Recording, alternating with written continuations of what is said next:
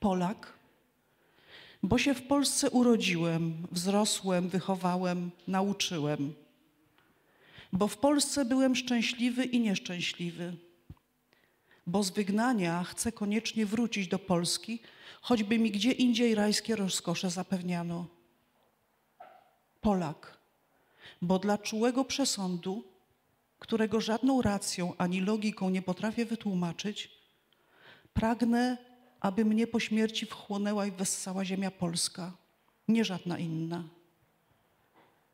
Polak, bo mi tak w domu rodzicielskim po polsku powiedziano, bo mnie tam polską mową od niemowlęctwa karmiono, bo mnie matka uczyła polskich wierszy i piosenek, bo gdy przyszedł pierwszy wstrząs poezji, to wyładował się polskimi słowami.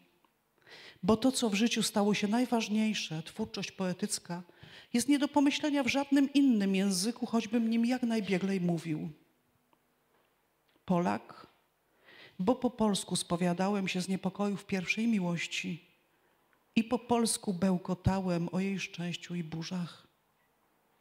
Polak dlatego także, że brzoza i wierzba są mi bliższe niż palma i cytrus, a Mickiewicz i Chopin drożsi niż Szekspir i Beethoven. Drożsi z powodów, których znowu żadną racją nie potrafię uzasadnić. To pisał jeden z największych polskich poetów żydowskiego pochodzenia, Julian Tuwim. Dokładnie tydzień temu minęła 130. rocznica jego urodzin. Dziś chciałoby się dodać Polak także dlatego, że bez jego twórczości nie ma polskiej poezji. Że tacy jak on, polscy Żydzi, Polacy żydowskiego pochodzenia, na trwałe weszli do kanonu literatury, muzyki, kultury polskiej. Szanowni Państwo, już za chwilę to, mam nadzieję, bardzo pięknie udowodnimy. Bo przedwojenna Polska, czy to się komu podoba, czy nie, była wielokulturowa, co widać także w popularnej piosence tworzonej w ogromnej mierze przez poetów, muzyków, autorów żydowskiego pochodzenia. Tuwim, Hemar, Starski, Włast, Petersburski, Wars, Szlechter. Niezapomniane ich przeboje, znane i kochane od ponad 100 lat, śpiewali najwięksi. Hanka Ordonówna, Mieczysław Fok, Hurdana, Eugeniusz Bodo, Adam Aston, Adolf Dymsza, Jan Kiepura. Dziś zaśpiewają je dla nas Gabrysia i Kuba.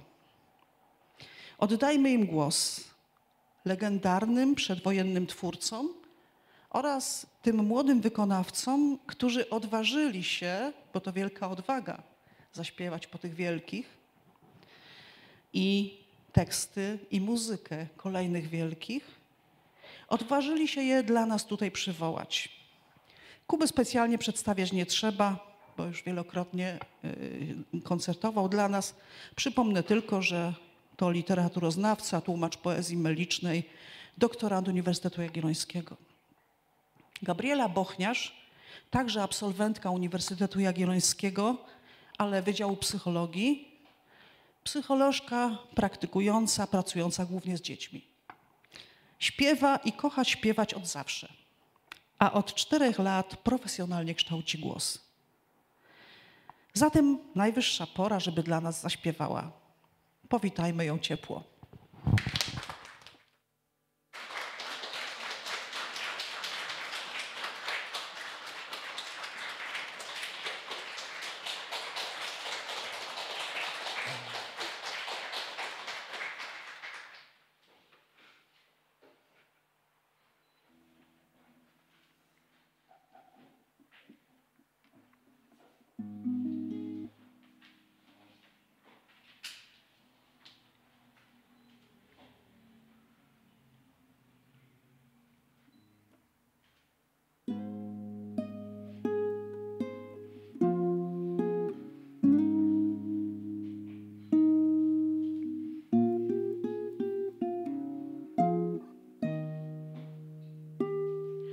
Nocami w gwiazdy spoglądam i myślę z lękiem, że jutro może odejdziesz, zapomnisz mnie.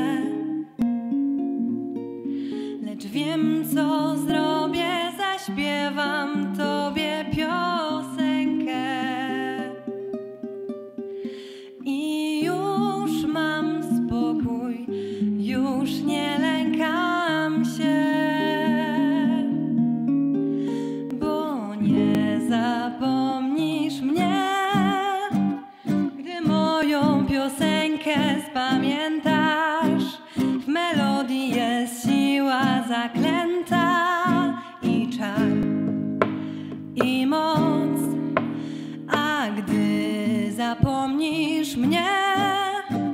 Piosenkę usłyszysz tę rzewną i tęsknić już będziesz na pewno.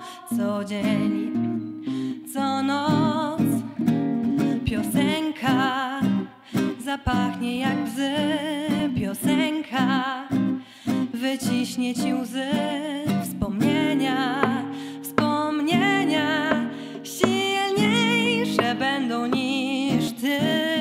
A gdy zapomnisz mnie, piosenka ci nie da zapomnieć i tęsknić już będziesz ogromnie. Co dzień, co noc piosenka zapachnie jak bzy. Piosenka wyciśnie ci łzy. Wspomnienia, wspomnienia silniejsze będą niż ty. A gdy zapomnisz mnie, piosenka ci nie da zapomnieć i tęsknić już będziesz ogromnie. Co noc, co dzień, co dzień, co noc, co noc.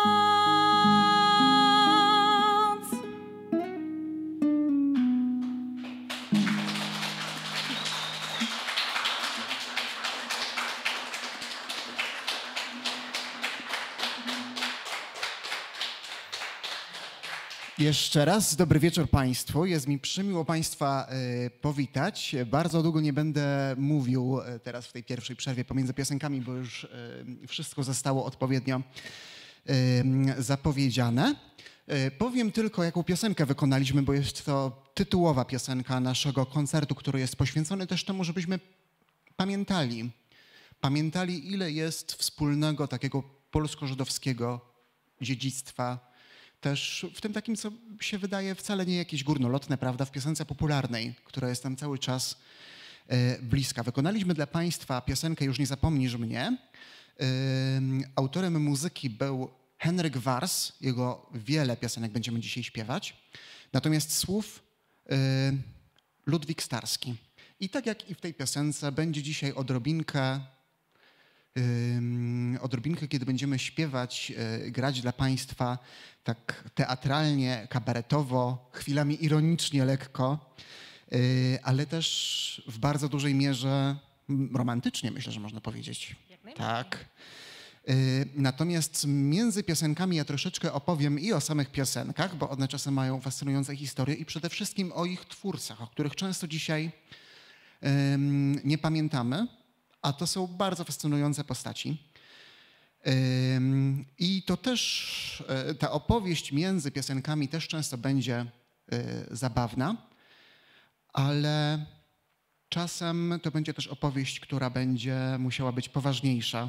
Dojdziemy do tego, ale myślę, że nawet jak będzie bardzo poważnie, bo niektóre te historie są smutne po prostu, niektóre się kończą szczęśliwie, różne są, to zostawimy Państwa na koniec z tą radością, czułością, energią z piosenek, jako z tym, co najważniejsze.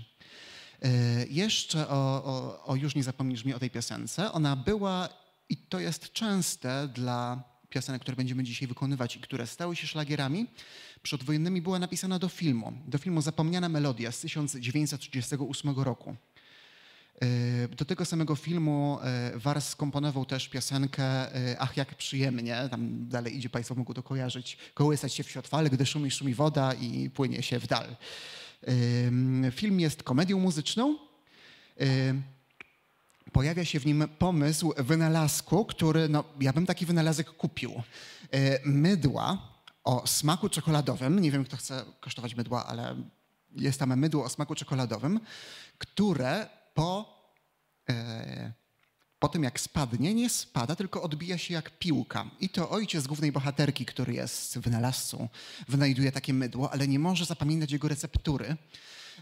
Udaje mu się dopiero, kiedy podstawi słowa receptury pod słowa tej piosenki, którą Państwu zaśpiewaliśmy, którą sobie z kolei śpiewają do siebie jego córka, główna bohaterka, no i główny bohater w ramach rozwijającego się romansu. Taka to jest historia.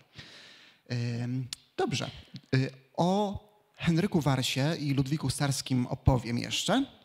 A teraz przejdziemy do drugiej piosenki dzisiaj. Już taki jestem, zimny drań. To też jest piosenka, jeśli chodzi o muzykę Henryka Warsa. Natomiast słowa napisał Jerzy Nel i powstała ona w 1934 roku. Pochodzi z filmu Pieśniarz z Warszawy z legendarnym aktorem i pieśniarzem Eugeniuszem Bodo w roli głównej. Jak Państwo widzą, tutaj zmienia się taki pokaz slajdów, który zawiera niektóre dostępne w domenie publicznej kadry z tych filmów, z których pochodzą piosenki oraz twarze twórców. Ten pieśniarz Warszawy to będzie taka postać otoczona przez reporterów i różnych panów w takich kapeluszach, w fedorach i no zobaczą sobie Państwo. A teraz zaśpiewamy.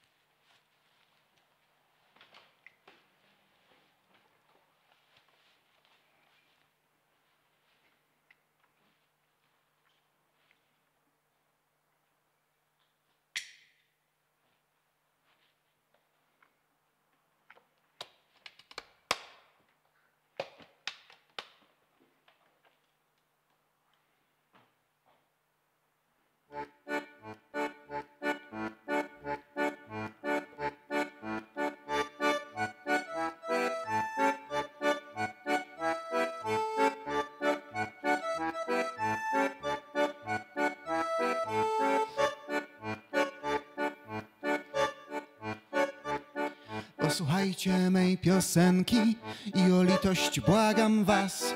Rzewne tony, rzewne dźwięki wzruszą marmur, beton, głaz. Czy do wyciągniętej ręki wpadnie grosz czy złotych 100? Mnie nie zależy, bądźmy szczerzy, grunt to aby szło. Już taki jestem, zimny drań i dobrze mi z tym, bez dwóch zdań. Bo w tym jest rzeczy sedno, że mnie jest wszystko jedno. Już taki jestem, zimny drań.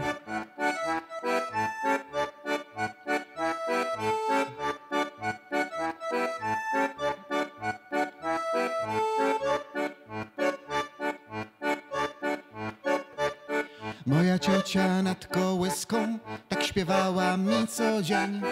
Ty zdobędziesz w życiu wszystko i usuniesz wszystkich cień. No i prawdy była blisko, ale w tym jest właśnie sęk, że chodzę sobie, nic nie robię i to jest mój wdzięk. Już taki jestem, zimny drań i dobrze mi z tym, bez dwóch zdań. Bo w tym jest rzeczy sedno, że mnie jest wszystko jedno. Już taki jestem, zimny drań.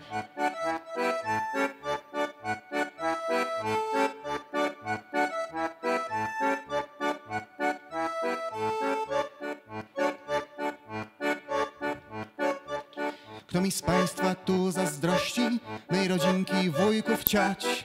Powiem krótko i najprościej, gwiżdżę na nich po stokroć. Choć ich brak mych uczuć, złości, swoje zdanie o nich mam. I jeśli chcecie, to w komplecie ich odstąpię wam. Już taki jestem, zimny drań i dobrze mi z tym, bez dwóch zdań.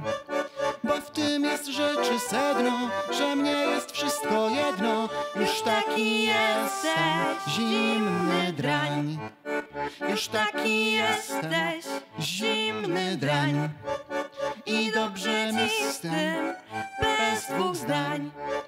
Bo w tym jest rzeczy sedno, że mnie jest wszystko jedno. Już taki jestem, zimny drań.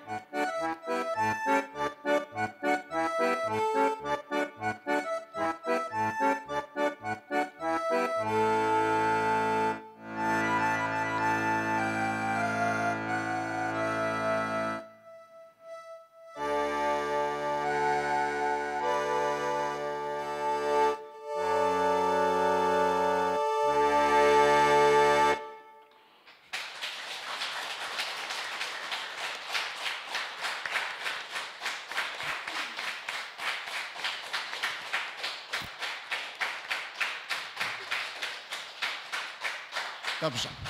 Teraz dziękuję ślicznie. Teraz parę słów o twórcach tych piosenek. Najpierw Henryk Wars, jeden z najważniejszych twórców piosenki przedwojennej. Urodził się w 1902 roku w Warszawie.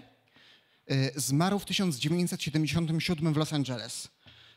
Pochodził z żydowskiej, bardzo muzykalnej rodziny. Henryk Wars to jest pseudonim. Używał ich kilka. Po tym, jak zamieszkał w Stanach, podpisywał swoje utwory pseudonimem w brzmieniu takim angielskim, amerykańskim Henry Wars. Naprawdę nazywał się Henryk Warszawski lub Warszawski według niektórych źródeł. Był jednym z pierwszych twórców jazzowych w Polsce. Pracował, potem został dyrektorem muzycznym dla jednej z najważniejszych przedwojennych polskich firm nagraniowych, Syrena Record. Będą Państwo mieli w tym pokazie, który jest taki zapętlony i się zmienia, płytę, która była wyprodukowana przez tęże właśnie wytwórnię. I był bardzo barwną postacią. Zdążył walczyć w obronie Polski w wojnie polsko-bolszewickiej. Wykonał, a to były wczesne etapy do polskiego filmu dźwiękowego, kompozycje do wielu polskich filmów dźwiękowych w latach 30., do Na Sybir w 1930. To był w ogóle jeden z pierwszych polskich filmów dźwiękowych. Do Szpiega w masce, z którego piosenki będziemy śpiewać potem, z roku 1933, do Manewrów miłosnych z 1935, do Zapomnianej melodii, o której była już mowa, i do Pawła i Gawła, z którego piosenką Państwa pożegnamy na koniec. Gdy przyszła wojna w roku 1939, walczył w obronie Polski w kampanii wrześniowej, po prostu z bronią w ręku. Został pojmany do niewoli przez nazistów, ale udało mu się uciec. I w 1940 trafił do Lwowa.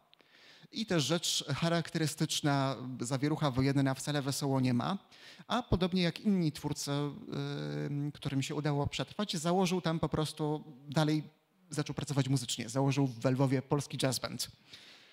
Proszę sobie wyobrazić, w 1940 trwa już wojna, prawda? Lwów jest jeszcze przez chwilę bezpieczny. Potem, kiedy było już niebezpieczeństwo wejścia nazistów, tam najpierw weszła armia sowiecka, ale ona nie od razu miała takie, powiedzmy, no, mordercze zamiary wobec osób pochodzenia żydowskiego, jak naziści mieli od razu. Wars uciekł, natomiast potem udało mu się trafić do armii Andersa, tej słynnej armii Andersa. No i na tyle tam sobie dzielnie musiał poczynać, że został odznaczony Srebrnym Krzyżem Zasługi i Medalem Wojska, więc absolutnie oznaczeniami militarnymi. Po wojnie wyemigrował do USA, o tym już wspomniałem. W Ameryce po pewnym okresie, kiedy biedował, było trudniej, też zaczął pisać muzykę do filmów i między innymi w całości jego kompozycji jest ścieżka dźwiękowa do takiego filmu, który był swego czasu popularny również w Polsce pod tytułem Mój przyjaciel Delfin, to jest w oryginale Flipper. To jest w całości autorstwa polskiego kompozytora. W Polsce jego utwory śpiewali najwięksi, bo i Hanna Ordonówna, i Eugeniusz Bodo, już wspomniany. Natomiast w Stanach te utwory, które tam komponował, gwiazdy tego formatu co Bing Crosby czy Doris Ray. Te nazwiska Państwo mogą znać, więc proszę mi za takie dodatkowe wytłumaczenie wybaczyć i Państwo, którzy znają je, ale to jest mniej więcej tak, jakbyśmy dzisiaj mieli jakiegoś kompozytora polskiej muzyki popularnej i jego kompozycje by wykonywali, nie wiem, Adele czy Beyoncé. To jest jakby tej klasy. Do tego stopnia te kompozycje się przebiły i były popularne poza naszą ojczyzną po prostu. Natomiast Ludwik Starski, który był autorem tekstu pierwszej piosenki, którą dzisiaj śpiewaliśmy, urodził się w Łodzi w 1903, zmarł w 1984 w Warszawie i to też jest pseudonim artystyczny, to jest częste wśród autorów. Nazywał się tak naprawdę Ludwik Kałuszyner. Pochodził z rodziny polskich Żydów, natomiast w 1930 ochrzcił się i został katolikiem, prawdopodobnie dla żony Marii Bargielskiej. Ich syn, tak w ogóle Alan Starski, to jest nazwisko, które też Państwo mogą znać, bo był bardzo znanym scenografem filmów polskich i amerykańskich, między innymi Pan Tadeusz, Pianista, Pokłosie Lista Schindlera i za scenografię w Liście Schindlera dostał w ogóle Oscara. Natomiast wracając do ojca, Ludwik Starski był jedną z pierwszych takich ważnych postaci w polskim ZAX-ie. On w ogóle był tworzony pierwotnie przez tych wszystkich twórców, których Państwu dzisiaj będziemy prezentować. No i Starski był niestety personalnie atakowany przez prasę endeską ze względu na swoje pochodzenie żydowskie. Uważano, że jakoś faworyzuje twórców żydowskich w ZAX-ie, że odmawiano mu polskości, z którą on się absolutnie identyfikował. Podczas okupacji nazistowskiej ukrywał się w Warszawie, no jako Żyd niestety mógł zginąć. Przeszedł i przetrwał po powstaniu warszawskim obóz w Pruszkowie i w 1946 roku zrobił dość ważną rzecz, bo został scenarzystą filmu Zakazane piosenki, które Państwo mogą kojarzyć. Jeśli Państwo go jeszcze nie widzieli, to bardzo go polecam. To jest film, który pierwotnie miał być dokumentalny, ostatecznie został filmem fabularnym w pełni, który dokumentował i tak oddawał cześć polskim antyniemieckim, powstańczym, po prostu partyzanckim piosenkom z okresu II wojny światowej, które rzeczywiście przez nazistów były zakazane wtedy. I jeszcze krótko o Jerzym Nelu, czyli autorze tekstu Już taki jestem zimny drań. To też pseudonim artystyczny, naprawdę nazywał się Jerzy Zyms. I to jest, powiedzmy, mniej wielka postać. Ta jego piosenka była akurat najbardziej znaną, innych aż tak znanych nie ma. Lata życia 1902-1956. Był zawodowym literatem, pisał, co mu przyszło do głowy, bardzo różne rzeczy. Piosenki, teksty, krótkie felietony, opowiadania.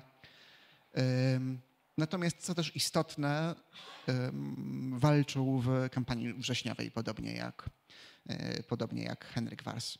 Dobrze. Tyle gadania. W dalszych częściach będzie go mniej, bo też ci twórcy się częściowo powtarzają. A teraz wykonamy dla Państwa piosenkę troszkę podobnie jak drań ironiczną, bo to się zwykle tak zaczyna. Piosenkę, do której słowa napisał Emanuel Schlechter, o którym opowiem za chwilkę, a muzykę Julian Front. Nie do końca wiadomo, w przeciwieństwie do tych innych słynniejszych piosenek, które pochodziły z filmów, kiedy powstała. Według portalu staremelodie.pl, który jest nieocenionym źródłem wiedzy, prawdopodobnie w 1934 do jednej z licznych wtedy i bardzo popularnych rewii taneczno-piosenkowych w warszawskich teatrach. Dobrze, gramy i śpiewamy.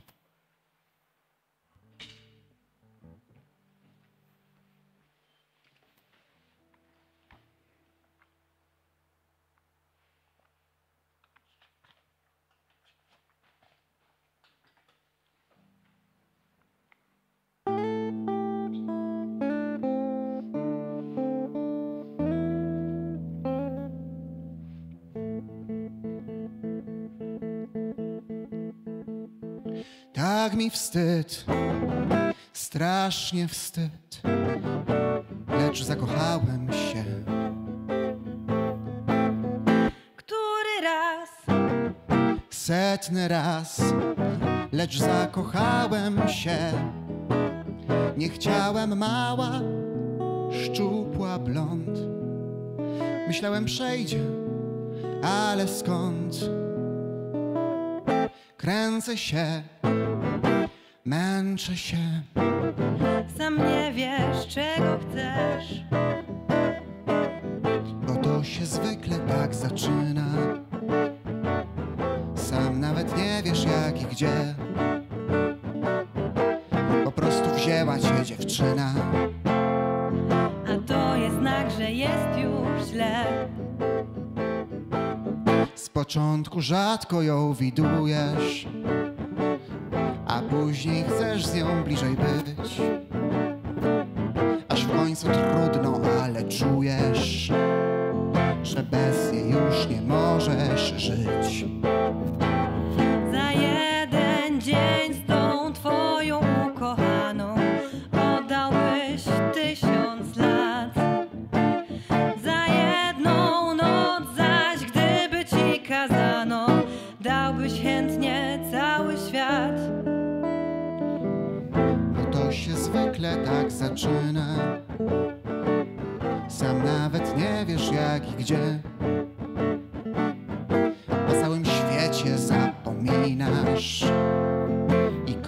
możesz, bo tak serce chce. Tak mi wstyd, strasznie wstyd, lecz coś mnie peszy w niej. Byłem z nią prawie rok. Długo, bo można mniej. To takie przykre sprawy są, bo prawda cóż, kochałem ją. Męczę się, dręczę się. Sam nie wiesz, czego chcesz. Bo to się zwykle tak zaczyna. Sam nawet nie wiesz jak i gdzie. Zaczyna nudzić cię dziewczyna. A to jest znak, że jest już źle. Zaczynasz chodzić z nią do krewnych, a później mówisz sama idź. Aż w końcu trudno jesteś pewny, że dłużej z nią nie możesz być. Za jeden dzień bez twojej ukochanej oddałbyś 1000 lat. Za jedną noc zaś, gdyby ci kazano, oddałbyś cały świat. Bo to się zwykle tak zaczyna i trwa co najmniej kilka dni. W końcu ją rzucasz, zapominasz i to jest życie, c'est la vie. W końcu ją rzucasz, zapominasz i to jest życie, c'est la vie. I to jest życie, c'est la vie.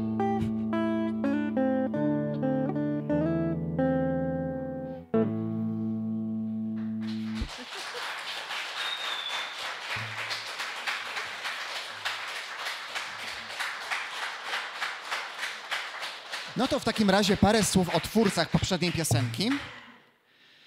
Emanuel Schlechter, czyli autor słów, jeden z najważniejszych też, urodzony w 1902 roku w Lwowie, zmarł, no to jest smutniejsza historia, bo nie wiadomo właściwie, czy w 1942, czy w 1943, na pewno w trakcie wojny, też w Lwowie. Pochodził ze zasymilowanej rodziny żydowskiej. W 1920 brał udział w zbrojnej obronie Lwowa przed Armią Czerwoną.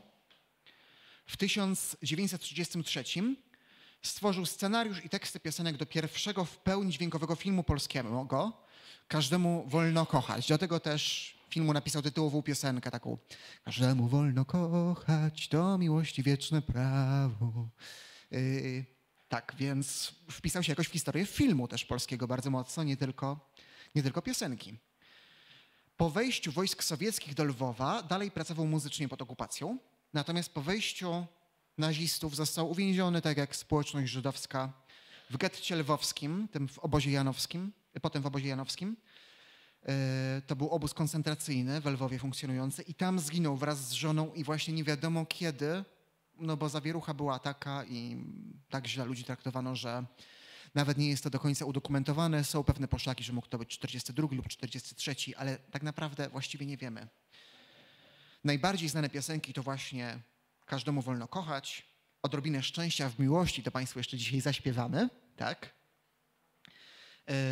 Czy tutaj mieszka panna Agnieszka, to Państwo mogą kojarzyć, to jest takie: czy tutaj mieszka panna Agnieszka, taka śliczniutka, takie oczy ma jak fiołki.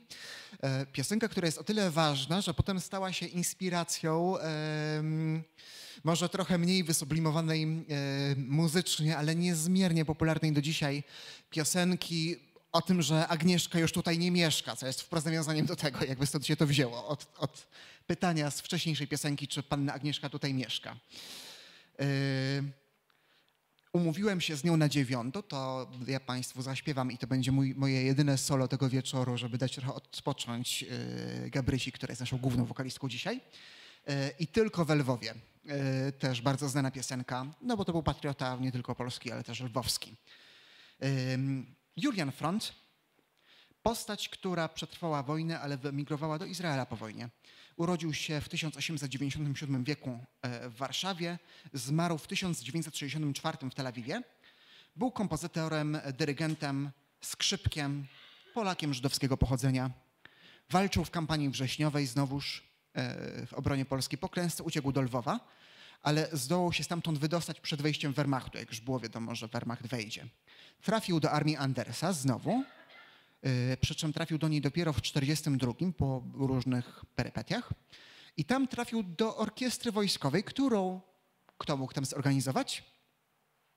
Henryk Wars, już Państwu znany. Także też proszę zobaczyć, jak te losy się przeplatają. Po demobilizacji w 1946 roku zamieszkał w Tel Awiwie, w przyszłym Izraelu jeszcze były 2 lata do niepodległości i potem jeszcze rok do zawieszenia broni, które tę niepodległość jakoś potwierdziło wstępnie.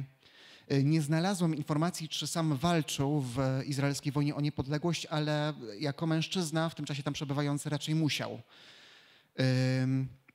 Natomiast już w 1948, czyli już jak było tworzone tak na serio i z uznaniem najpierw pojedynczych państw, takich jak Stany, nowe państwo, założył w Tel Awiwie bar taneczny, który nazywał się Bar Delfin. I inspirowana tym barem, który stał się legendą, dyskoteka działa w tym mieście do dziś dnia. Dobrze, tyle o twórcach chwilowo.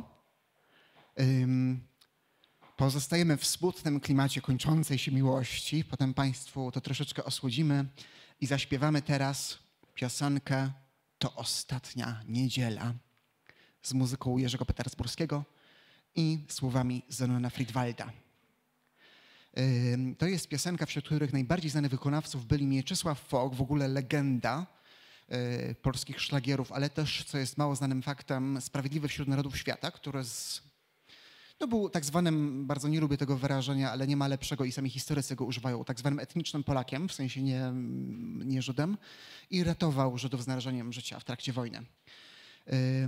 Ale później tę piosenkę wykonywało też wiele gwiazd współcześnie i to gwiazdy absolutnie największego formatu było i Piotr Frączewski, i na przykład Kora Jackowska, prawda, wokalistka Manamu, już nie żyjąca. Piosenka, dlatego bardzo proszę, żebyście nam Państwo wybaczyli ewentualne potknięcia, bo się strasznie stresujemy tym. Ta piosenka powstała w 1935 roku i zrobiła karierę międzynarodową, żebyśmy się jeszcze bardziej stresowali. Po to zrobiła tę karierę. Była śpiewana w Izraelu, przy czym tłumaczenie było zmienione, bo ta ostatnia niedziela nie ma takiego sensu, więc po hebrajsku to jest to ostatni szabat. Po rosyjsku jest kilka tłumaczeń i też była wykorzystywana w sztukach teatralnych, w filmach, jest niezwykle popularna w ogóle za wszystkimi wschodnimi granicami Polski. Jest też wersja hiszpańska El Último Domingo, czyli dosłownie ta ostatnia niedziela. Dobrze, śpiewamy. Boimy się strasznie, ale śpiewamy.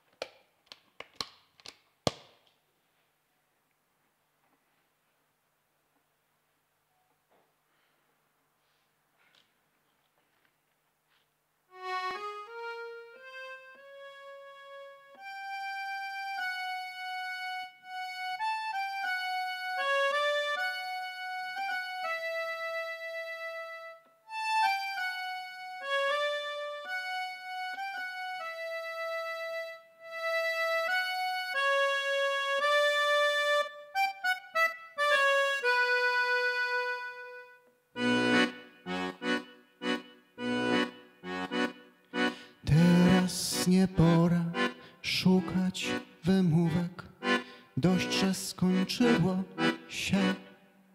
Dziś przyszedł inny, bogatszy i lepszy ode mnie i wraz z tobą skradł szczęście me.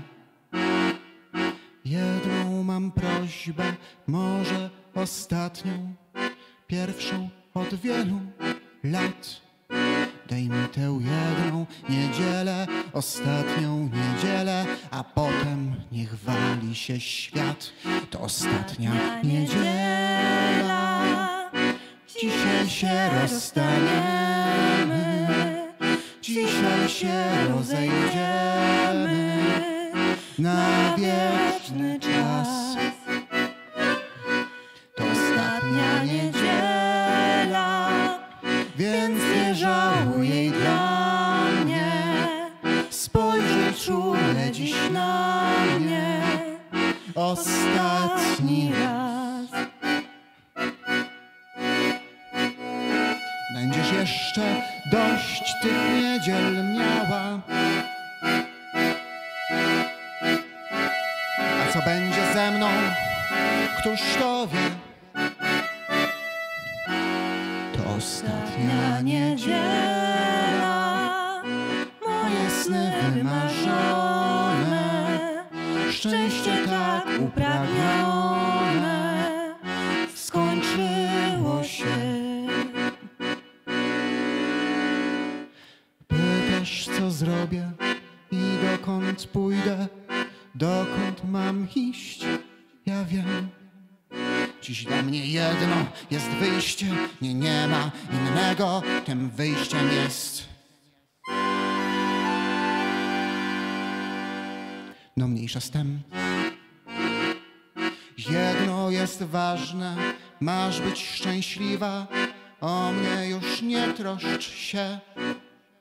Lecz zanim wszystko się skończy, nim los nas rozłączy, tę jedną niedzielę daj mnie. To ostatnia niedziela, dzisiaj się rozstaniemy, dzisiaj się rozejdziemy na wieczny czas. To ostatnia niedziela, więc nie żałuj jej dla mnie. Spojrzyj czule dziś na mnie ostatni raz. Będziesz jeszcze dość tych niedziel miała. A co będzie ze mną, któż to wie? To ostatnia niedziela, moje sny wymarzone, szczęście tak upragnione skończyło się.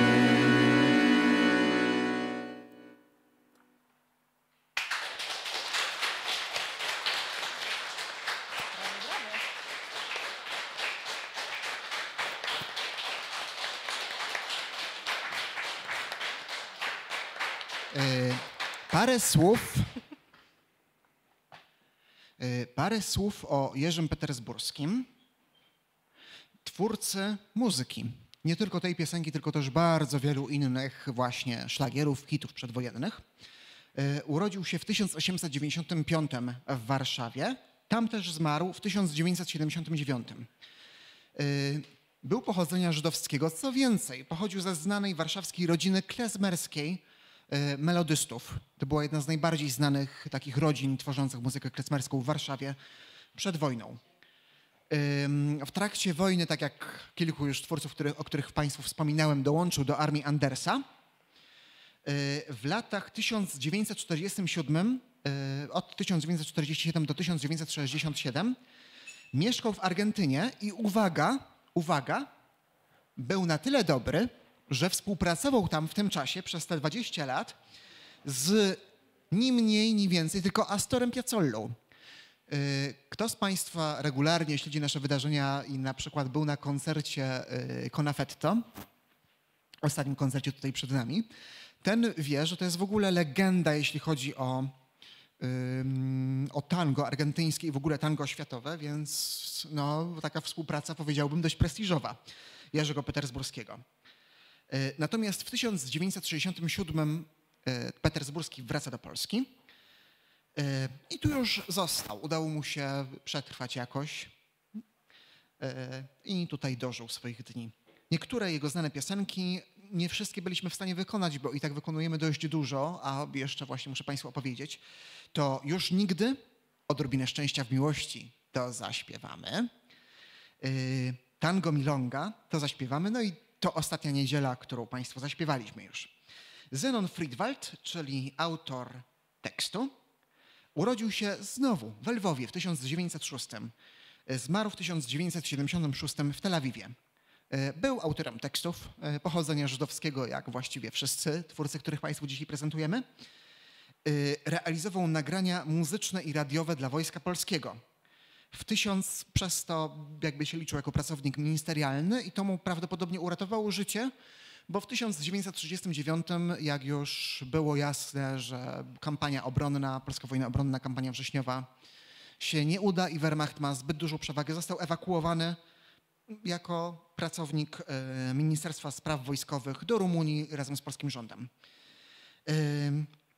Gdy dalej trzeba było uciekać samodzielnie, trafił w końcu na obecne tereny Izraela i w 1941 roku zakłada w Tel Awiwie polskojęzyczny teatr literacko-artystyczny, no bo uchodźców z Polski było dość dużo.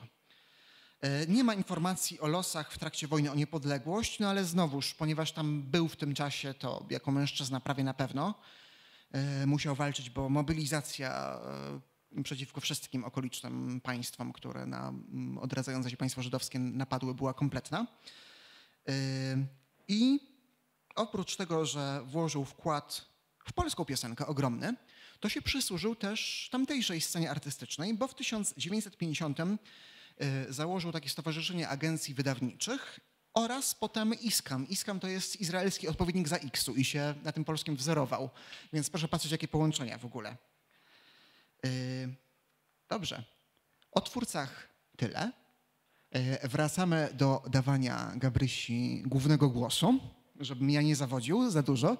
I ponieważ było troszkę smutno, prawda, mieliśmy troszkę losów wojennych takich trudniejszych, mieliśmy piosenki o kończącej się miłości albo takiej, która z założenia nie może przetrwać, to teraz Państwu troszeczkę posłodzimy nastoletnim, bezpretensjonalnym, naiwnym romantyzmem i sentymentalnością. Na pierwszy znak muzyka Henryka Warsa, a słowa Juliana Tuwima. Pierwsza z dwóch piosenek Juliana Tuwima, które będziemy dzisiaj śpiewać.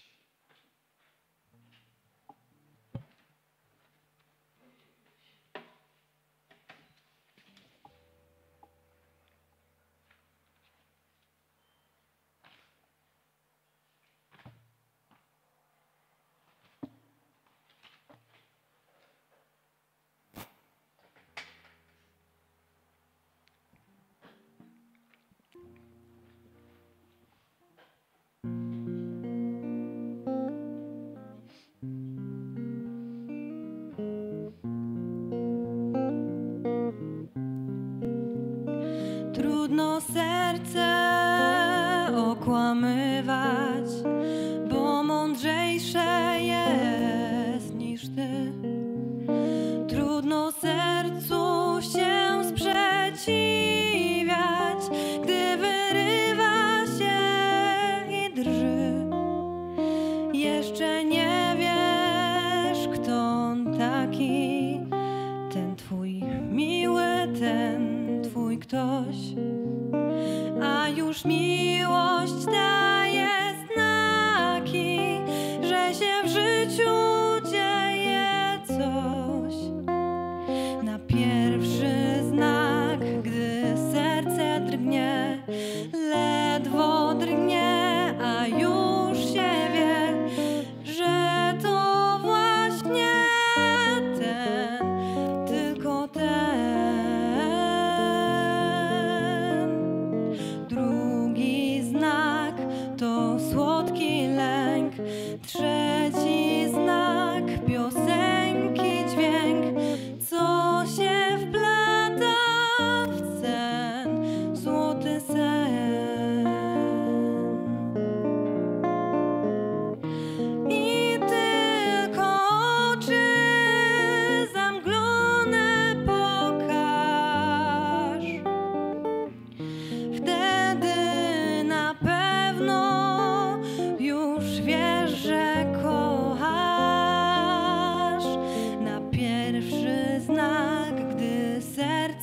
drgnie, ledwo drgnie, a już się wie, że to właśnie ten, tylko ten.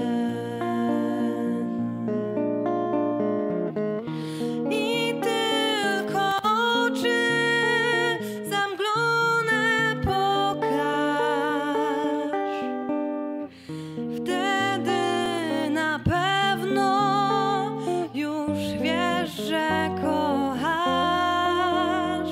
Na pierwszy znak, gdy serce drgnie, ledwo drgnie, a już się wie, że to właśnie ten, tylko ten.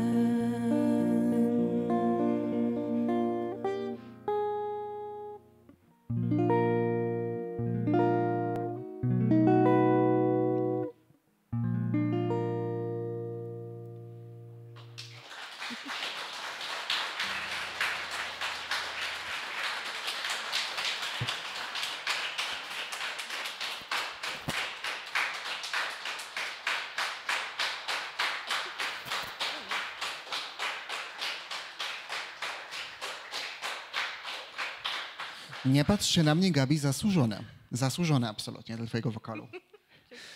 Parę słów o piosence, bo to jest dość ciekawa historia. Powstała w 1933 roku do filmu Szpieg w masce. To był film szpiegowski, jak sama nazwa wskazuje. I jest on o dzielnym polskim wynalazcy, który nazywa się profesor Skalski i który stara się stworzyć, i jest już tego bliski, promienie zdolne unieruchomić dowolną maszynę. On prowadzi te badania po to, żeby zapanował pokój na świecie, prawda? Żeby niezależnie od tego, czyje czołgi na kogo jadą, bardzo ładna idea, po prostu je zatrzymać i koniec, i jakby nie będzie zabijania, prawda? Podoba mi się ten pomysł. Intryga jest taka, że wynalazkiem jednak oczywiście zaczyna się interesować kto? Wywiad. Kogo? Obcego państwa. I w celach bynajmniej niepokojowych. Dalej mamy szpiegów, mamy uwodzicielską femme fatale, prawdziwą miłość, intrygi, oczywiście strzelaniny, mordobicie. Słowem, wszystko, co mamy w filmach z Jamesem Bondem, ale, proszę państwa, pierwszy film z Jamesem Bondem, Dr. No, powstał w roku 1962, a to jest polski film, który ma to wszystko z 1933, więc kto się na kim wzorował? W filmie piosenkę śpiewa prawie tak dobrze jak Gabrysia legendarna Hanka Ordonówna, która grała w nim też jedną z głównych ról kobiecych. I jeszcze zaśpiewamy Państwu jedną piosenkę z tego filmu, zaraz, też śpiewaną przez Hankę Ordonówdę oryginalnie, ale szybciutko parę słów o Tuwimie. Urodził się w Łodzi w 1894 roku, zmarł w Zakopanem w 1954. To jest absolutna legenda polskiej poezji. Wiele jego wierszy stało się odnoszącymi sukcesy piosenkami. 2 z tych wierszy Państwu śpiewamy. Jeden już wykonaliśmy, drugi za chwilę. Założyciel grupy poetyckiej Skamander, w której był Julian Tuwim, ale też Antoni Słomimski, Jarosław Iwaszkiewicz, Kazimierz Wierzyński, Jan Lechoń. Wszystkimi tymi poetami dzisiaj są katowane dzieci w szkołach, bo byli tak dobrzy.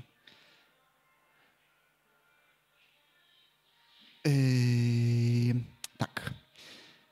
Wojenna epopeja zastała Tuwima w taki sposób, że uciekał też przez Rumunię do Francji w 1939, potem po upadku Francji, właściwie jak było wiadomo, że upadnie, jeszcze nie upadła całkiem, przez Hiszpanię do Lizbony, wreszcie do Rio de Janeiro i Nowego Jorku. Tam spędził lata 1942-46, czyli praktycznie całą wojnę udało mu się tam przetrwać. To jest to wygnanie, o którym była mowa w cytacie przytoczonym na początku. Nazistowskie Niemcy umieściły Tuwima na listach proskrypcyjnych, czyli został poetą zakazanym przez cenzurę. Natomiast w 1946 roku wrócił do Polski i paradoksalnie, no, pewnie był szczęśliwy, że wraca do kraju, który tak kochał, ale paradoksalnie miał pecha. Pech polegał na tym, że z różnych względów, między innymi dlatego, że popełnił trochę bardzo pięknych wierszy, które można interpretować jako patriotyczne i taki pierwszy wielki poemat interpretowany jako narodowy po XIX wieku, właściwie Kwiaty Polskie, który jest przepiękny i jest też wspaniały absolutnie z takiej strony poetyckiej, pozapolitycznej. Został uznany za takiego swojego poetę, którego warto hołubić przez komunistów. Był wkręcany w różne rzeczy, nawet w organizację rocznicy urodzin Stalina i tak to się jakoś odbiło, że no nie opublikował już zbyt wiele właściwie wartościowych rzeczy. W ogóle postać wielka, ale tragiczna, bo przez całe życie zmagał się z problemami psychicznymi. Cierpiał na nerwicę, agorafobię. To jest takie zaburzenie, w którym jest paniczny lęk przed tłumem, przed tym, żeby wychodzić, być w sytuacjach publicznych. No bardzo niedobre schorzenie dla artysty, prawda? Z depresją, z alkoholizmem się zmagał. To wszystko się pojawiło jeszcze przed wojną, niestety w wyniku tego, że ponieważ był bardzo znany, bardzo słynny, już przed wojną był wściekle atakowany przez środowiska antysemickie i no, to był po prostu ogromny stres. Do bardzo popularnych wierszy, które Państwo mogą znać, bo są nimi katowane dzieci od przedszkola do właściwie szkoły średniej, należy Lokomotywa, Ptasie Radio, Pan Hilary, Słoń Trąbalski. Do takich, powiedzmy, poważniejszych utworów właśnie ten cały poemat Kwiaty Polskie.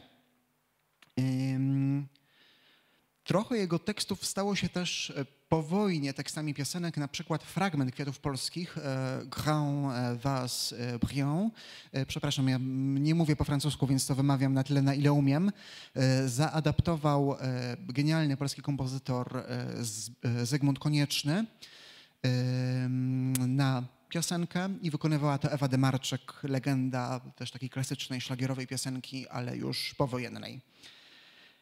A teraz wykonamy drugą piosenkę do wiersza Tuwima z muzyką również Henryka Warsa, o którym już opowiadałem.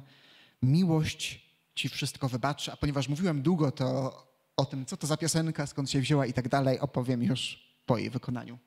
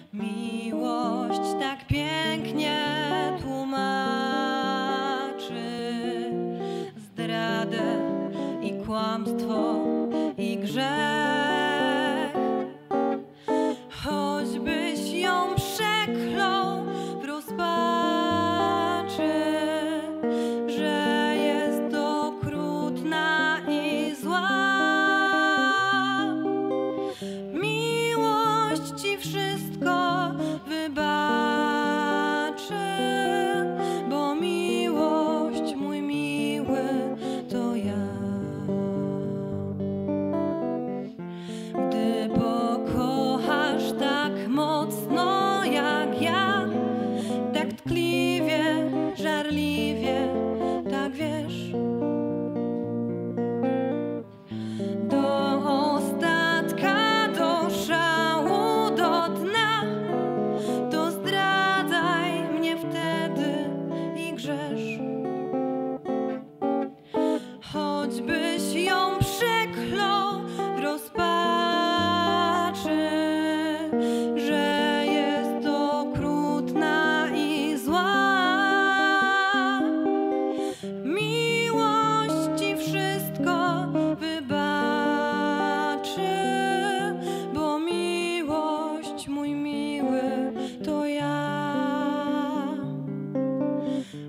choćbyś ją przeklął w rozpaczy,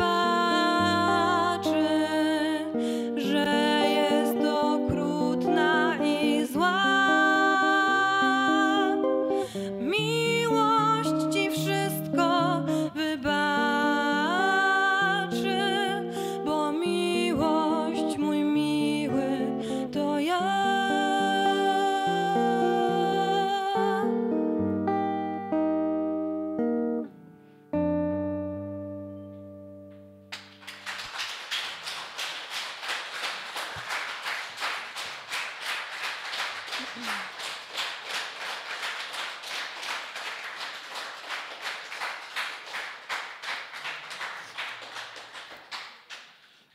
Króciutko o piosence. Też pochodzi z roku 1933 z filmu Szpieg w masce. Stała się piosenką, wizytówką Hanki Ordonówny po wykonaniu jej w tym filmie i być może jest takim szlagierem wśród szlagierów, można powiedzieć. Największym być może z tego okresu przedwojennego, najbardziej znanym. Natomiast piosenka zrobiła też karierę międzynarodową, bo w 1993 roku została wykorzystana w filmie Lista Schindlera. No i w ten sposób stała się rozpoznawalna na całym świecie. Natomiast była wielokrotnie potem coveryzowana. Na przykład też taka współpraca międzynarodowa w 2005 roku przez Skaję i Bregowicza. Dobrze. To pozostajemy w tym klimacie, w którym jest romantycznie, wszystko się dobrze kończy, a miłość wybacza i zwycięża wszystko. Zaśpiewamy teraz Państwu Odrobinę szczęścia w miłości. Piosenka Jerzego Petersburskiego, o którym już opowiadałem, oraz Emanuela Schlechtera, o którym też już opowiadałem. Natomiast od razu opowiem, jak się pojawiła, bo to jest dość zabawne. Film jest z 1934 roku pod wiele mówiącym tytułem Co mój mąż robi w nocy? Tak, proszę Państwa, taki tytuł. Film jest o zamożnym przemysłowcu, który traci wszystkie pieniądze przez nieuczciwego wspólnika. Ale ponieważ nie chce martwić swojej żony, chce, żeby się dalej cieszyła, żeby mogła zachować ten sam standard życia, który miała, a bawi się na prawo i na lewo, ukrywa ten fakt przed nią, chwyta się różnych prac dorywczych, żeby być w stanie utrzymać nieco rozrzutny poziom życia żony, którą straszliwie kocha. I słysząc od narzeczonego pokojówki ich, który jest kelnerem, że kelner zawsze ma pieniądze, zostaje kelnerem i jako kelner pracuje całe noce. Ale przez to nie wraca na noce do domu, ewentualnie bardzo późno, w wyniku czego żona zaczyna się robić podejrzliwa. Podejrzewa, że jest zdradzana. A w międzyczasie stara się uwieść, i to nie jest żart, bohater, który nazywa się Baron Leon. Więc cały czas się nie dając, wierna kobieta, ale już coraz bardziej podejrzliwa i zrozpaczona, nakazuje Baronowi Leonowi, który zrobi dla niej wszystko, a który jest taką dość przyzwoitą postacią, żeby śledził jej męża i odkrył odpowiedź na tytułowe pytanie, co mój mąż robi w nocy. Ten to robi, no i okazuje się, że to, co mąż robi w nocy, robi z miłości, z ogromnej miłości tylko i wyłącznie. I wszystko kończy się szczęśliwie, bo u żony to troszeczkę przełamuje tą tendencję do rozrzutności, prawda, i tylko wiecznej zabawy. Wszystkie wątpliwości pierzchają. W międzyczasie udaje się dopaść nieuczciwego wspólnika i mamy taki po prostu happy end pełną gębą. I teraz zaśpiewamy piosenkę z tego filmu, czyli Odrobinę szczęścia w miłości.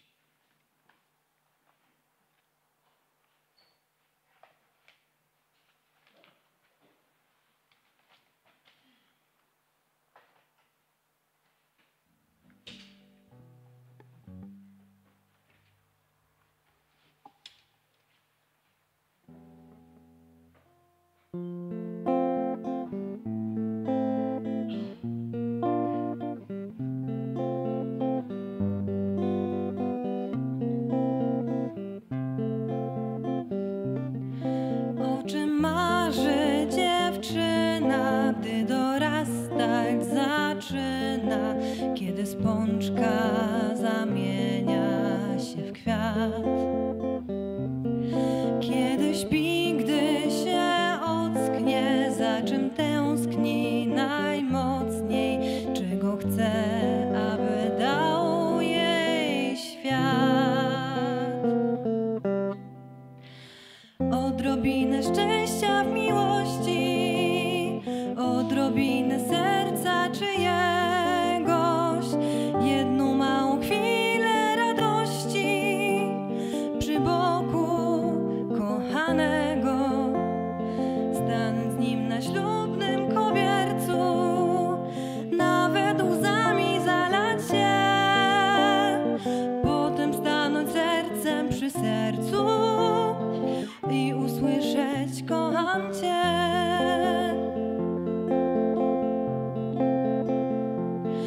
Każda odda z ochotą i brylanty, i złoto, i brylanty, i wszystko, co ma. Bez namysłu najszczerzej niech ktoś wszystko zabierze, w zamian za to niech tylko da. Odrobinę szczęścia w miłości, odrobinę serca czyjegoś, jedną małą chwilę radości przy boku kochanego, stanąć z nim na ślubnym kobiercu, nawet łzami zalać się, potem stanąć sercem przy sercu i usłyszeć: kocham cię. Stanąć z nim na ślubnym kobiercu, nawet łzami zalać się, potem stanąć sercem przy sercu i usłyszeć: kocham cię. I usłyszeć: kocham cię.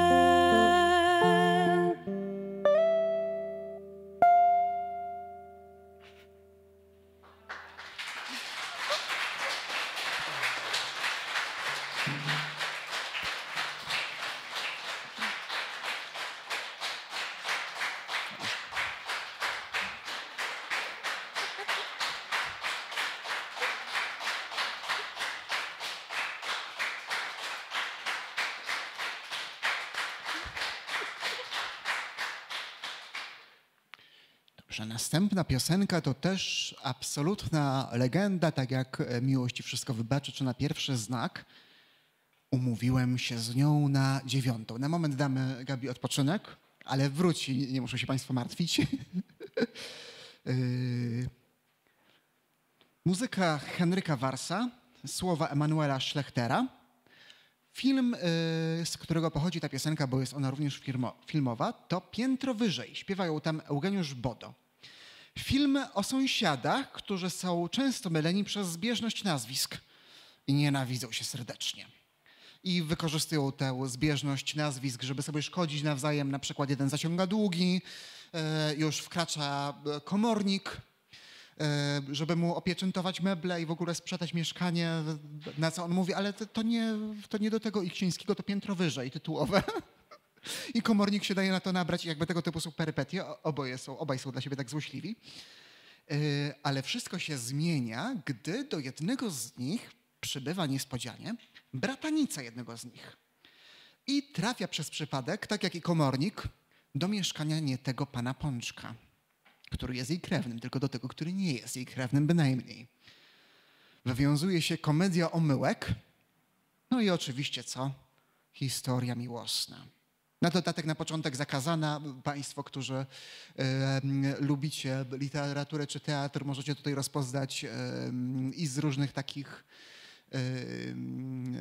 sąsiedzkich Szekspira pomysłów, wzorce i właśnie z komedii Omyłek, wiele hałasu o nic i innych takich komedii szekspirowskich motywy. Oczywiście to nie jest ekranizacja żadnego z nich, tylko powiedzmy pewna kanwa, prawda? I teraz Państwu wykonamy piosenkę, do której Gabi wraca, do nas na szczęście. Tango Milonga. Muzyka Jerzego Petersburskiego, słowa Andrzeja Własta, o którym była mowa króciutko na początku, ale jeszcze go Państwu nie przedstawiłem, więc zaraz przedstawię. Piosenka powstała w 1929 roku i wiąże się z nią taka historia, że zrobiła karierę międzynarodową, ale też był międzynarodowy skandal przez nią. Bo tam sprzedano częściowo prawa do niej, żeby można ją było wykonywać gdzie indziej i ze zmienionym niemieckim tekstem pod tytułem Och, Donna Clara. Zrobiła karierę światową i była wykonywana na amerykańskim Broadwayu i tam się twórcy tego przedstawienia, w którym piosenka była użyta, machnęli i nie powiedzieli, że muzyka jest polskiego autora, tylko przypisali ją niemieckiemu kompozytorowi, który w ogóle z tym nie miał nic wspólnego. Była bardzo duża afera, no ale sprawa się wyjaśniła, więc sukces. I potem był jeszcze sukces jeden, bo w 1954 z kolei był taki konkurs kompozycji, już to był konkurs kompozycji retro, wczesnopowojenne nam się wydaje zamierzchłe czasy, prawda, ale tak było w Amsterdamie i ta piosenka tam wygrała, zajęła pierwsze miejsce, więc też taki szlagier, no krótko mówiąc, tylko szlagiery dzisiaj Państwu wykonujemy. I jeszcze parę słów, bo o nim nie opowiedziałem do tej pory, bo to jest nowa postać, o Andrzeju Właście. Znowu mamy pseudonim artystyczny. Używał takiego pseudonimu, a nazywał się Gustav Baumritter. Urodził się w 1895 roku w Łodzi. Data śmierci jest nieznana, bo też smutna historia. Został prawdopodobnie zamordowany w getcie warszawskim.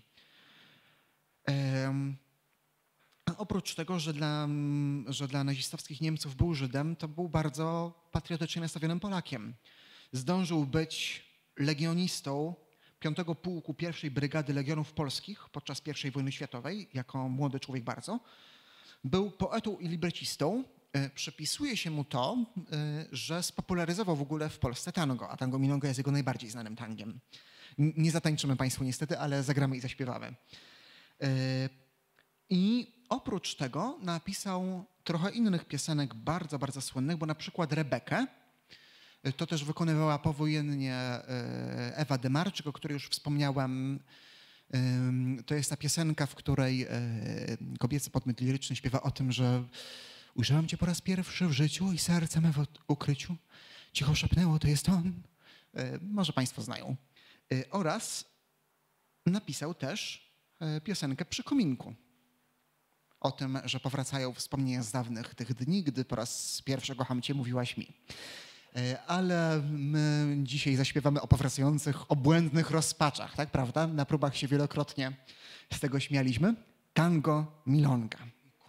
Tak, z tego wszystkiego nie wykonałem jednego utworu. Zanim wykonamy dla Państwa tango milonga, umówiłem się z nią na 9. Tak jest.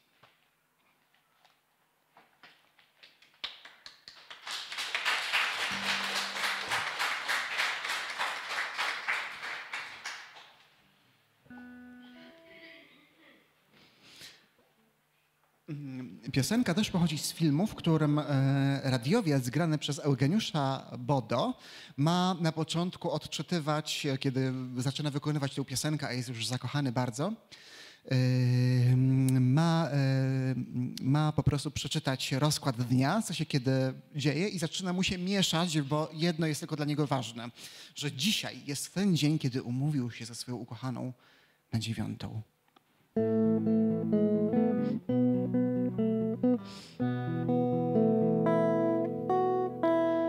6:30 odczyt rolniczy, 7:15 płyty, 7:45 słuchowisko dla dzieci. Wszystko mi się dziś miesza. 8:04 jakaś płyta, 8:09 ktoś coś czyta. To nieważne, najważniejsza dziś jest ona. 1, 2, 7, 5 ktoś mi wszystko dziś poplątał, ale jedno wiem. Umówiłem się z nią na 9, tak mi do niej tęskno już. Zaraz wezmę od szefa konto, kupię jej bukiecik róż. Potem kino, cukiernia i spacer w księżycową, jasną noc i będziemy szczęśliwi, weseli, aż przyjdzie północ i nas rozdzieli. I umówię się z nią na dziewiątą, tak jak dziś. Jak ten czas powoli leci, pierwsza, druga, wpół do trzeciej, do 9 jeszcze tyle godzin. Gdyby można zrobić czary, ponapędzać te zegary, by 9 była już, bo umówiłem się z nią na 9, tak mi do niej tęskno już. Zaraz wezmę od szefa konto, kupię jej bukiecik róż. Potem kino, cukiernia i spacer w księżycową, jasną noc. I będziemy szczęśliwi, weseli, aż przyjdzie północ i nas rozdzieli. I umówię się z nią na 9, tak jak dziś. Umówiłem się z nią na 9, tak mi do niej tęskno już. Zaraz wezmę od szefa konto, kupię jej bukiecik róż. Potem kino, cukiernia i spacer w księżycową, jasną noc. I będziemy szczęśliwi, weseli, aż przyjdzie północ i nas rozdzieli. I umówię się z nią na 9, tak jak dziś.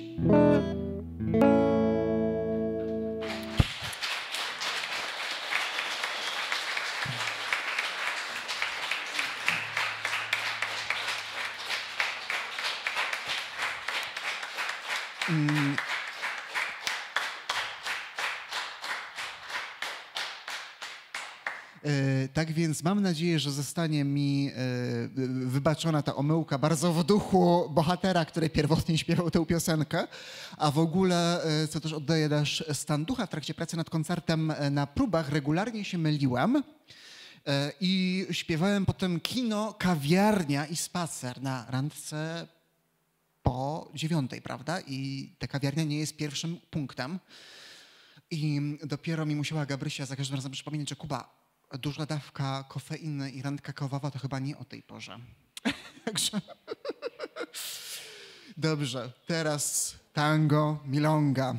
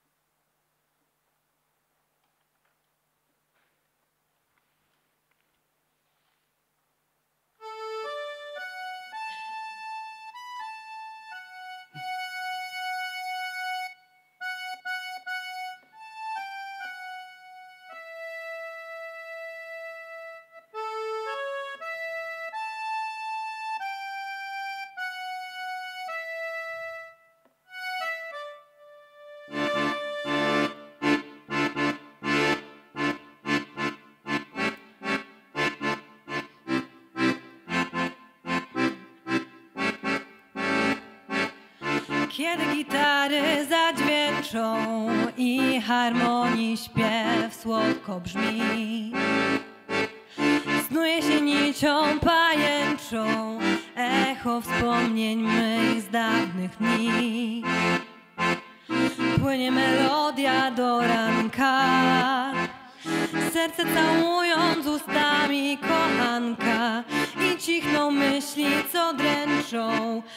Gaśnie w piersi mej promień krwi. Tango milonga, tango mych marzeń i snów. Niechaj me serce ukołysze. Tango milonga, jak dawniej grajcie mi znów. Zabicie tę dręczącą ciszę. Żegnajcie dawne wspomnienia, żegnajcie burze i serc uniesienia. Czas wszystko odmienia. Kochanku mój, żegnam cię, bywaj zdrów. Tango milonga, tango mych marzeń i snów. Niechaj me serce ukołysze.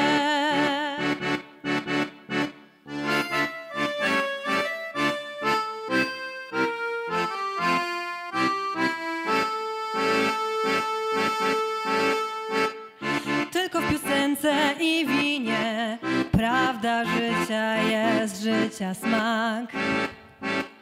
Szalna noc w Argentynie zwolna bierze mnie do swych łask.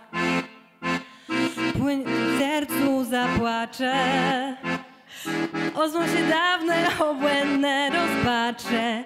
Nim wszystko zgaśnie i minie, Gdy z melodią tą stanie świt. tango milonga, tango mych marzeń i snów. Niechaj me serce ukołysze.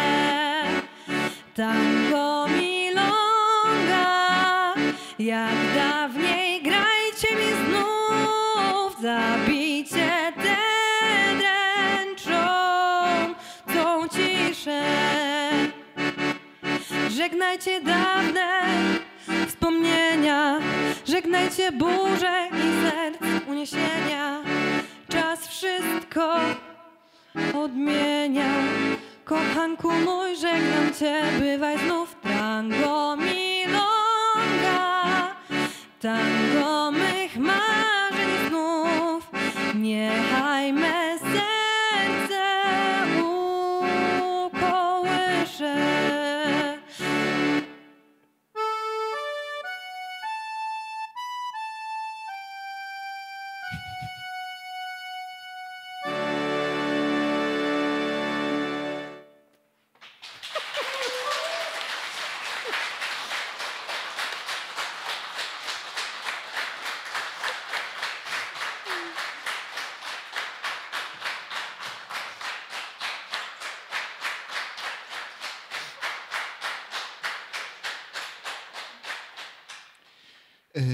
Zbliżamy się już powolutku do końca.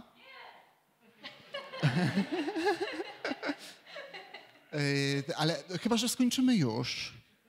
Czy może innym razem skończymy? Tak mówisz? Dobra, okej, to nie teraz jeszcze. To może kiedyś innym razem, dobra. Zaśpiewamy teraz dla Państwa piosenkę Może kiedyś innym razem. To jest piosenka z muzyką Mariana Hemara, też kompozytora legendarnego, absolutnie, i ze słowami Władysława Daniłowskiego, akurat polskiego twórcy. Powstała do filmu 12 krzeseł z 1933 roku. Fabuła jest taka. Fryzjer otrzymuje spadek i na początku się bardzo cieszy, bo jest biednym fryzjerem, ale potem okazuje się, że ten spadek to 12 krzeseł. Nie tylko mało wartościowe, ale też nie ma za bardzo co z nimi zrobić, oddaje je do komisu. I wtedy okazuje się, dostaje pilną depeszę od swojej ciotki, że może to i tylko 12 krzeseł, ale w nodze jednego z nich jest ukryte $100,000, proszę Państwa. W związku z czym zaczyna się epopeja o to, żeby odzyskać nogę od krzesła. bardzo cenną. Marian Hemar który napisał muzykę do piosenki właśnie z tego filmu, które zaraz wykonamy. Jest ogromnie ważną postacią w polskiej muzyce, w ogóle w polskiej muzyce.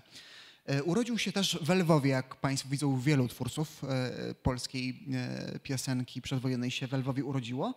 Zmarł w 1972 roku w Dorking. Był prywatnie kuzynem pierwszego stopnia, w sensie rodzeństwo tych dwóch, rodzice tych dwóch byli rodzeństwem Stanisława Lema, polskiego pisarza fantastyczno-naukowego, sławy absolutnie światowej i absolutnie jednego z najlepszych pisarzy tego gatunku wszechczasów. Hemar był zawsze twórcą wywrotowym, należy powiedzieć. W 1939 roku udało mu się popełnić piosenkę, no, ona była do kompozycji innej osoby, ale znanej. On wymyślił tekst. Ten wąsik. Piosenka była o tym, że podmiot liryczny się zachwyca pewnym panem, który był wtedy dość istotnym panem z charakterystycznym wąsikiem. Ten pan miał na imię Adolf i oczywiście to był ironiczny zachwyt, prawda? Och, ach, Adolfie, ten twój wąsik, bo jakby to jest taka treść piosenki. Piosenka zrobiła furorę w Polsce, która coraz bardziej obawiała się inwazji niemieckiej. Natomiast nazistowskim Niemcom się to tak bardzo nie spodobało, że była, proszę Państwa, kolejny skandal. Mamy dzisiaj piosenki, które wywołują skandale. Była interwencja dyplomatyczna, placówki dyplomatycznej nazistowskiej niemieckiej, która jeszcze wtedy nie była odwołana w Warszawie z tego powodu. Więc proszę sobie wyobrazić. Hemar popełnił ponad 2000 tekstów piosenek. Nawet się spotkałem ze źródłem, które twierdziło, że ponad 3000, ale takie lepsze, związane z różnymi publikacjami w tym temacie i za X-em twierdzą, że jednak ponad 2000, co też jest ogromną liczbą. Między innymi Kiedy znów zakwitną białe bzy, czy Pani Marta jest grzechu warta, ten wąsik już wspomniany, Nikt tylko ty, to co prawda tekst, ale do melodii też, którą śpiewał Bing Crosby, który jest standardem amerykańskim. Może kiedyś, innym razem, które zaraz zaśpiewamy. Upić się warto jest jedna jedyna i zaprezentowalibyśmy Państwu tych piosenek więcej, ale jest taki problem, że mówiąc krótko, my tutaj robimy taką działalność otwartą, mogą tu przyjść dzieci, a nie wszystkie są cenzuralne, co niektórzy bardziej domyślni z Państwa mogli się domyślić nawet po tytułach. Wręcz niektóre są straszliwie niecenzuralne, wybitne dalej artystycznie, ale no,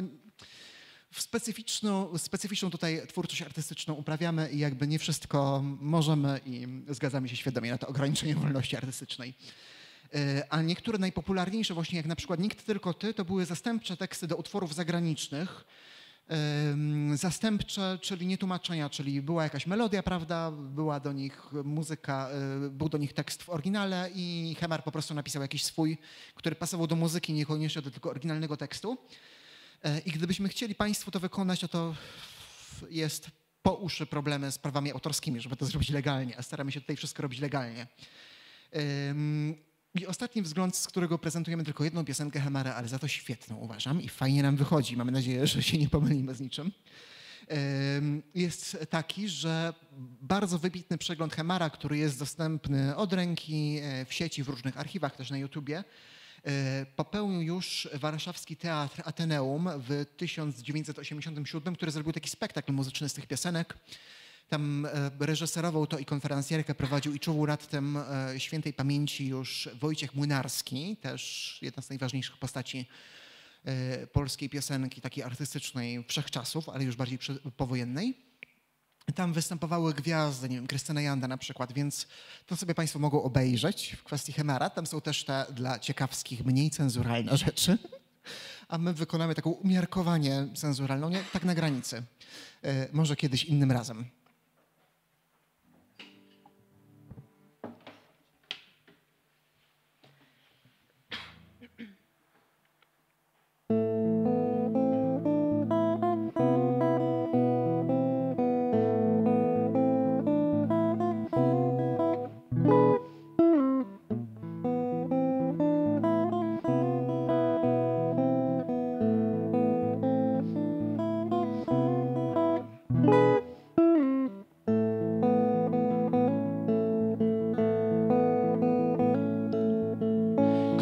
wróci zaraz, niech się pospieszy, to zresztą całkiem dobra myśl. Mnie nic nie nagli, mnie nic nie peszy, zresztą dlaczego dziś? Może kiedyś, innym razem, dziś na razie nie. Dzisiaj głowa jest pod gazem, nie wie czego chce. Dni się robią coraz krótsze, może jutro czy pojutrze będzie lepiej, dziś jest jeszcze źle. Może w maju, może w grudniu, zresztą kto to wie. Może dzisiaj po południu, może jeszcze nie. Ja pod gazem, ty pod gazem, wszystko jedno, innym razem, w każdym razie dzisiaj nie.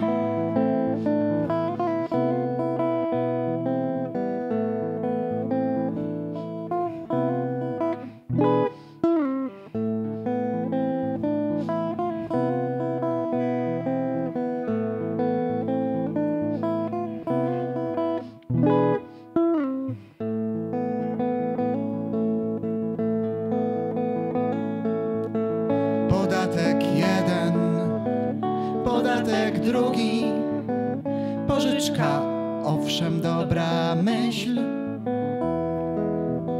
Rachunek, weksel, w ogóle długi, dobrze, dlaczego dziś? Może kiedyś, innym razem, dziś na razie nie. Dzisiaj głowa jest pod gazem, nie wie czego chce.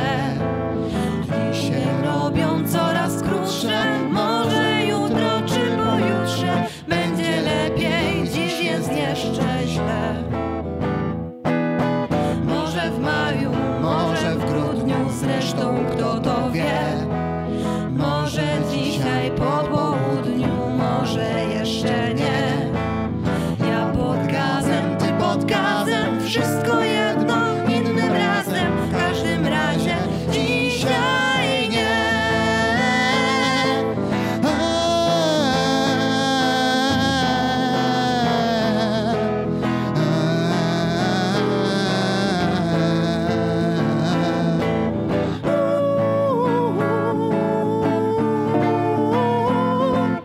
Innym razem? A może jednak dzisiaj? W grudniu? A może po południu? Innym razem.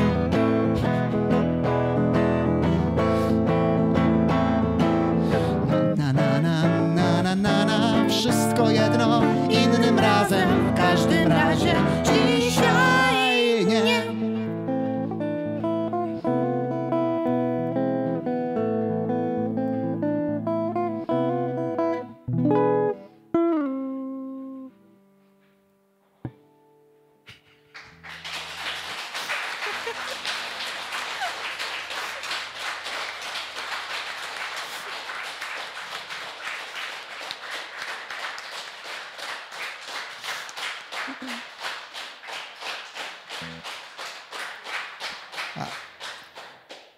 Już nie ściągam gitary, tylko Państwu opowiem przez chwileczkę. Tak, zapomniałem jeszcze wspomnieć o paru ważnych rzeczach związanych z Hemarem. To dokończę w takim razie, skoro mamy okazję. Jak mi się tylko uda dotrzeć do notatek. To może innym razem. Nie, byłbym jednak za tym, żeby teraz, bo są to historie ciekawe. Zanim się z Państwem pożegnamy, żeby to jednak opowiedzieć. Przepraszam, problemy techniczne. Stwierdziłem, że będę ekologiczny, nie będę drukował miliona rzeczy, tylko będę miał na... O, dziękuję ślicznie, tak. Tak, zapomniałem powiedzieć, że Hemar przetrwał wojnę w ten sposób, że też udało mu się uciec do Rumunii.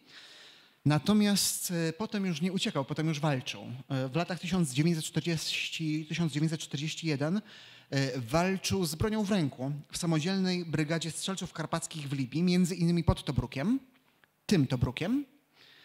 Po wojnie zamieszkał w Londynie i tam prowadził w radiu jednoosobowy teatr Hemara, czyli taki cotygodniowy kabaret radiowy. To było na antenie rozgłośni Radia Wolna Europa.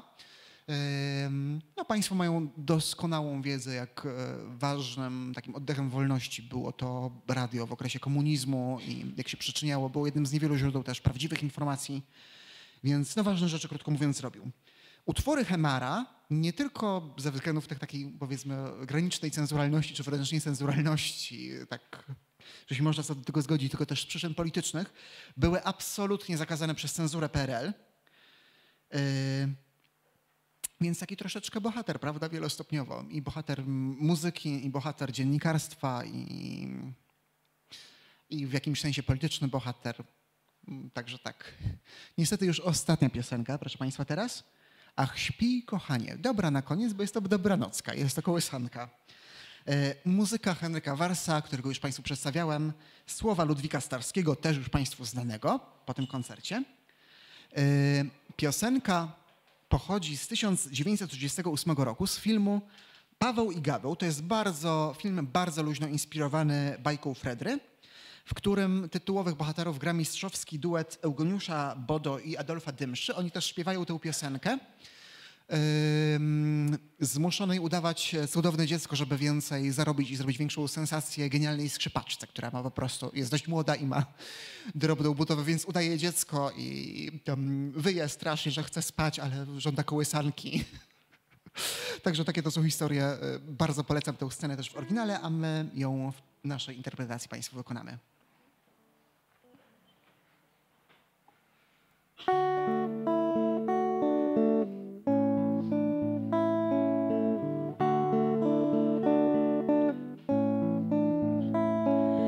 Górze tyle gwiazd, w dole tyle miast. Gwiazdy miastom dają znać, że dzieci muszą spać. Ach, śpi, kochanie, jeśli gwiazdkę z nieba chcesz, dostaniesz. Czego pragniesz, daj mi znać, ja ci wszystko mogę dać, więc dlaczego nie chcesz spać? Ach, śpi, bo nocą, kiedy gwiazdy się na niebie złocą, wszystkie dzieci, nawet złe, pogrążone są we śnie, więc dlaczego ty nie?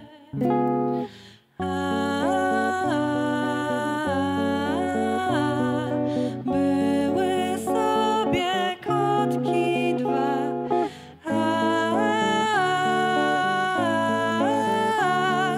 szarobure, szarobure obydwa.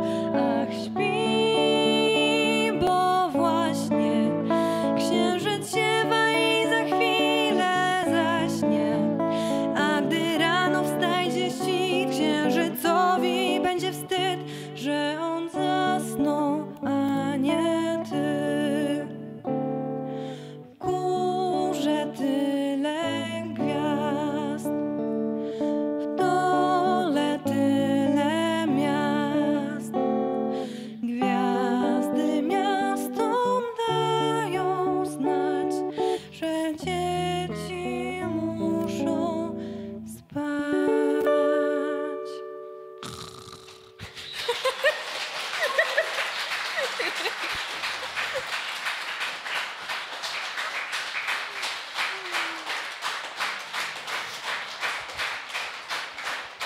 Gabriela Bochniarz. Jakub Antosz Rakucki.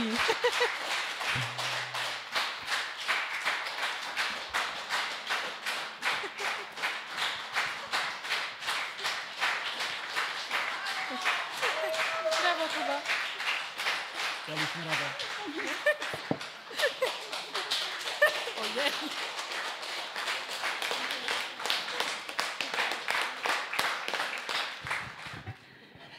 Myślę, że szczególnie ciepło wszyscy chcemy podziękować Gabrysi, która odważyła się po raz pierwszy wystąpić publicznie i uszczęśliwiła w ten sposób nas. Myślę, że wszyscy jesteśmy bardzo zadowoleni i serdecznie dziękujemy. Mamy nadzieję, że to pierwsze, ale nie ostatnie nasze spotkanie w Mszanie. Też mam taką nadzieję.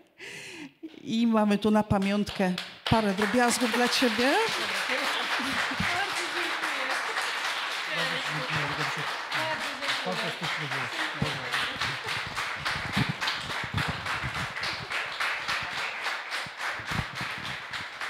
Symboliczna róża też dla Kuby będzie się prezentował ładnie. Dziękujemy.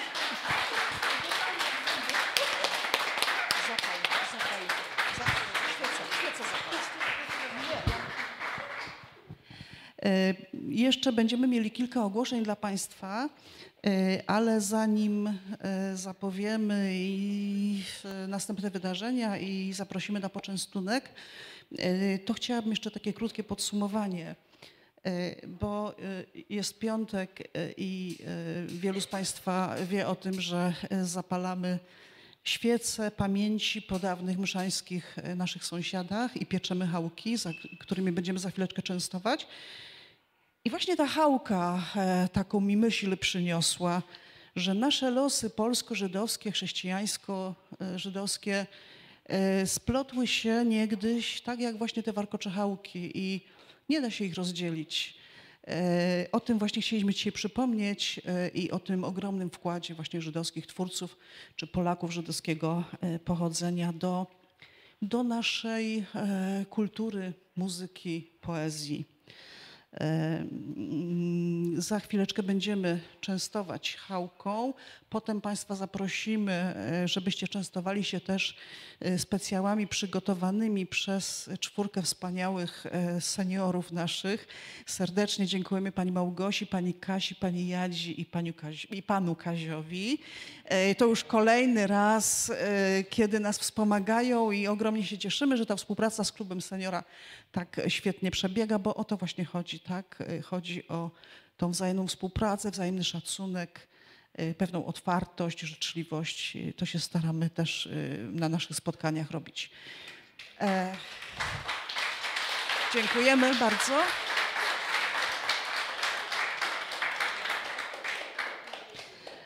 I jeszcze tylko króciutkie ogłoszenia takie. Już w niedzielę uczestnicy warsztatów malarskich spotykają się na cmentarzu żydowskim o godzinie 14. Zostało nam ostatnie miejsce. Gdyby ktoś się namyślił i chciał się zgłosić, to prosimy po spotkaniu podejść, bo mamy 10 sztalug i tam oprzyrządowania. No chyba, żeby ktoś bardzo, bardzo chciał na samej podkładce malować bez sztalug, to jeszcze tam myślę, że 2-3 osoby mogłyby się zmieścić. 25 września tutaj będzie podsumowanie tego projektu wokół cmentarza żydowskiego. Będzie wystawa tych prac, które powstaną w niedzielę, relacja fotograficzna z tego projektu drugiego naszego oraz będzie spotkanie, mamy nadzieję, że przyjedzie tuż po swojej wystawie w Brazylii pani Agnieszka Traczewska, która już tutaj gościła u nas, wybitna fotografka, ale też osoba, która dokumentuje żydowskie życie i opowie nam o żydowskich zwyczajach okołopogrzebowych, trosce o zmarłych, a w szczególności takim zjawisku, jakim są jorcajty. Co to jest, nam opowie i pokaże nam na pewno ciekawe swoje fotografie. Natomiast spotkanie z tego projektu, w którym dzisiaj się spotkaliśmy, czyli opowieść o dwukulturowej przedwojennej Mszanie Dolnej, będzie następna tu 11 października i wtedy Państwu będziemy chcieli opowiedzieć o ocalonych z Mszany Dolnej. Mówiliśmy w sierpniu o zagładzie, o ofiarach, natomiast pewna grupa osób ocalała i o ich losach, w jaki sposób, gdzie, jakimi przedziwnymi drogami udało się im ocalić. Tutaj będziemy chcieli Państwu opowiedzieć.